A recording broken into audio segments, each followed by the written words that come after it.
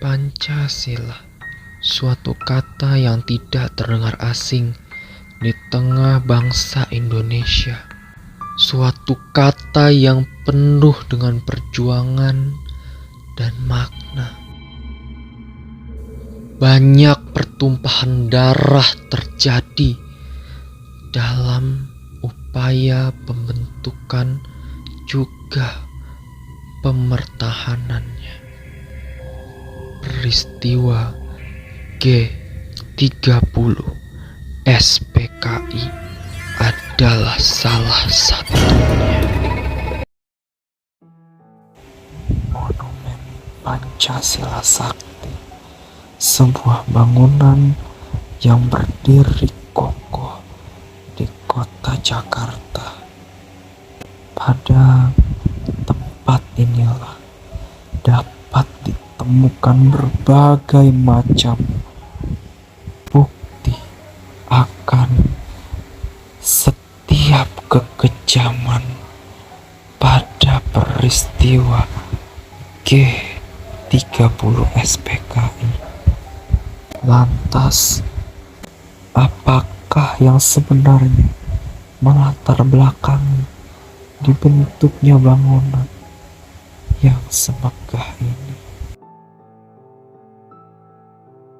Ya, yang melatar belakangi pembangunan Monumen Pancasila Sakti ini adalah peristiwa G30 SPKI. G adalah gerakan, 30 adalah tanggal, S adalah bulan September. Jadi G30 SPKI itu adalah nama pemberontakan. Nah, asal usulnya adalah Desa Lubang Buaya ini dipilih oleh orang-orang PKI sebagai tempat pelatihan sampai terjadinya G30 SPKI karena beberapa alasan, yaitu pertama, janji Perdana Menteri Republik Rakyat Cina namanya Zhou Enlai berjanji kepada PKI akan memberikan senjata gratis kepada PKI sebanyak 100.000 pucuk senjata.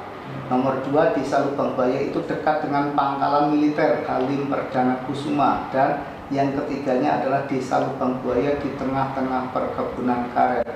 Pemikiran awamnya adalah senjata dari Cina masuk ke Indonesia paling cepat dan aman melalui pangkalan militer, yaitu Halim Perdana Kusuma. Sampai di Halim mau dibagikan kepada anggota PKI biar tidak menimbulkan iri partai yang lain, diadakanlah pelatihan namanya sukarelawan dan sukarelawati. Siapa yang dilatih adalah 1, pemuda rakyat, Barisan Tani Indonesia, Gerakan Wanita Indonesia, dan Front Demokrasi Rakyat, serta 3 organisasi buruh PKI, yaitu Jawatan Perkeretaapian, Jawatan Perhotelan, dan Jawatan Pertelekomunikasian. Kenapa pelatihan dibolehkan, kok tidak dilarang oleh pemerintah? Karena saat itu Presiden Soekarno mencanangkan konfrontasi dengan Malaysia. Bahasa yang terkenal saat itu adalah Ganyang Malaysia. Mereka dilatih di sini, dipersiapkan untuk mengganyang Malaysia. Ternyata PKI mempunyai keinginan lain, yaitu mendirikan Angkatan Kelima. Menteri Panglima Angkatan Darat menolak keinginan PKI mendirikan Angkatan Kelima. Alasannya, belum punya senjata, PKI sudah melakukan banyak pembunuhan di daerah-daerah. Mereka menyebutnya basmi, setan-setan desa, setan kota, dan kabir-kabir. Siapa itu setan desa? Para kiai, santri, dan tuan tanah. Setan kota orang-orang kaya, dan kabir-kabir adalah kapitalisme birokrasi atau pejabat negara yang tidak sealiran dengan mereka. Belum punya senjata sudah banyak melakukan pembunuhan, apalagi kalau mempunyai senjata lengkap.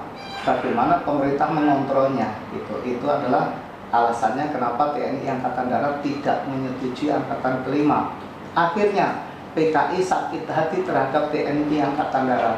Senjata sudah punya, dilatih sudah, diberangkatkan, tinggal jalan, tinggal diangkat sebagai Angkatan Kelima, ditolak. Akhirnya PKI menfitnah TNI Angkatan Darat. Bunyi fitnahnya adalah di TNI Angkatan Darat ada Dewan Jenderal yang ingin menggulingkan Presiden Soekarno. Dewan Jenderal itulah rencana awalnya diculik dan dipaksa mengakui adanya Dewan Jenderal. Ya, proses penculikan itulah yang terkenal dengan nama G30 SPKI. Yang melatar belakangi kejadian G30 SPKI inilah dibangun Monumen Pancasila Sakti. Dulu luasnya 5 hektar, dihuni 13 kepala keluarga. Setelah kejadian G30 SPKI dibangun menjadi Monumen Pancasila Sakti, 10 rumah dipindahkan, tinggal 3 rumah yang berhubungan langsung dengan peristiwa G30 SPKI. Kita beri nama 3 rumah bersejarah: rumah penahanan dan penyiksaan, rumah pos komando, dan rumah dapur umum. Berikutnya adalah Cungkup Sumur Maut, yaitu sumur tua milik keluarga Bambang Harjono yang digunakan oleh orang-orang PKI sebagai tempat untuk menghilangkan jejak dengan membuang jenazah ke dalam sumur tersebut. Berikutnya dibangunlah patung Monumen Pancasila Sakti. Tujuan pembangunan patung Monumen Pancasila Sakti ini adalah satu, sebagai salah satu penghargaan pemerintah terhadap para pahlawan revolusi yang telah gugur dalam mempertahankan Pancasila sebagai dasar, falsafah, dan ideologi Negara Kesatuan Republik Indonesia. Yang kedua, mengingatkan kepada kita sebagai generasi penerus bangsa akan bahaya laten komunis. Dan yang ketiga, sebagai sarana edukasi dan sarana rekreasi. Diharapkan kita berkunjung ke Monumen Pancasila Sakti, melihat peristiwa kelam masa lalu jangan sampai terulang kembali. Dengan belajar sejarah, diharapkan kita arif dalam berucap, bijak dalam bertindak. Itulah tujuan pembangunan Monumen Pancasila Sakti. Gencatan senjata bukanlah suatu hal yang asing lagi. Padahal kala itu banyak korban berjatuhan karena tragedi tersebut. Lantas, apakah masih ada saksi hidup dari tragedi tersebut? Dahsyatnya kejadian ini pada masanya, itu apakah masih ada saksi hidup di era sekarang ini gitu Pak? Ya, jadi kejadian di Desa Lubang Buaya, saksi hidup Polisi Sukitman sudah meninggal pada tanggal 18 Agustus 2007. Dialah yang menunjukkan kejadian di Monumen Pancasila Sakti ini. Dan ada 8 orang anggota Desa Lubang Buaya yang terlibat dalam penggalian sumur. Ya, 7 sudah almarhum, tinggal 1 namanya Pak Haji Yusuf sekarang ini yang tinggal hidup, yang masih hidup. Sedangkan yang mengangkat jenazah pasukan Kipam KKU TNI Angkatan Laut ada 7 orang, semuanya sudah almarhum. Terakhir Januari dan Maret tahun 2022 tahun ini. Gitu. Peristiwa G30 SPKI merupakan sebuah peristiwa yang besar, bahkan tercatat sebagai salah satu peristiwa kelam atas sejarah dari Pancasila. Lantas dampak seperti apakah yang ditimbulkan dari peristiwa tersebut? Dari segi politik sosial ataupun dari segi budaya sendiri itu seperti apa sih Pak bagi bangsa Indonesia?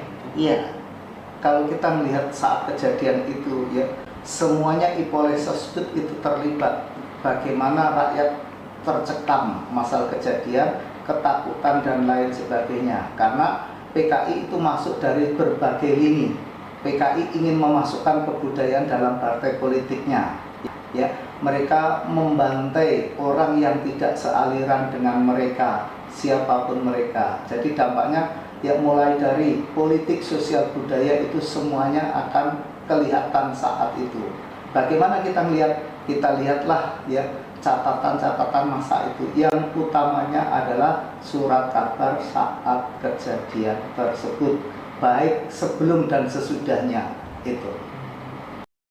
Dari setiap runtutan kejadian tersebut, lantas apakah yang menjadi alasan bangunan ini, monumen ini dinamakan sebagai Monumen Pancasila Sakti?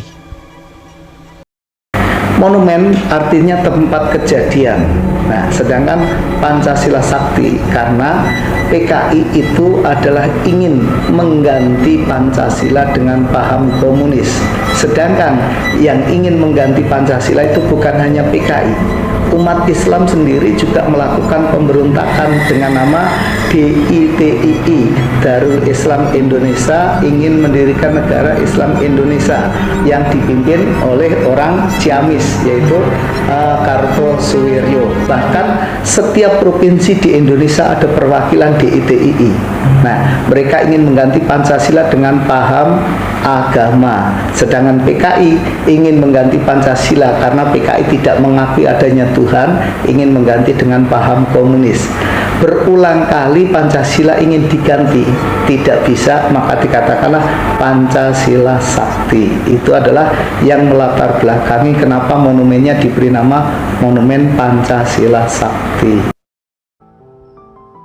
Sejarah, suatu kata yang harus tetap diingat, dikenang, dan dihayati.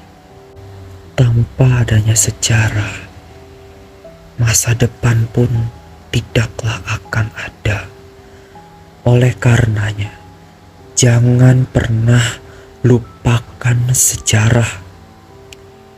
Seberapa kelamnya itu, seberapa mengerikannya itu, biarlah itu tetap tersimpan di lubuk hati yang paling dalam.